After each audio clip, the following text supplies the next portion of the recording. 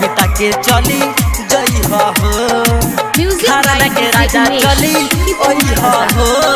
आप सुन रहे हैं साजन रफ्तार को। छठ बरत हम भूखल बानी माई के बरतिया के करत बानी।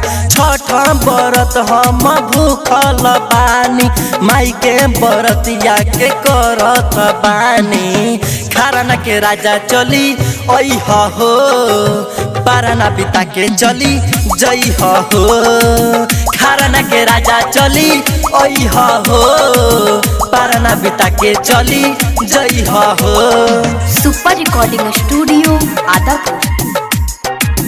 पारना बिता के चली जई हो घराना के राजा चली ओई हो पारना बिता के चली जई हो।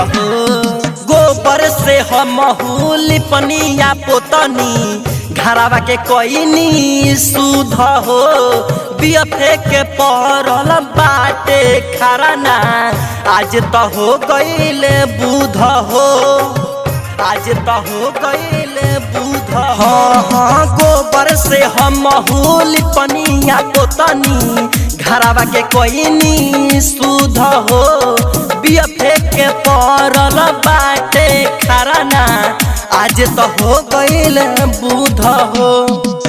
बबुआला सूट ले ले आई हो पारना बिता के चली जई हो घराना के राजा चली आई हो पारना बिता के चली जई हो। Music by Arman Raj.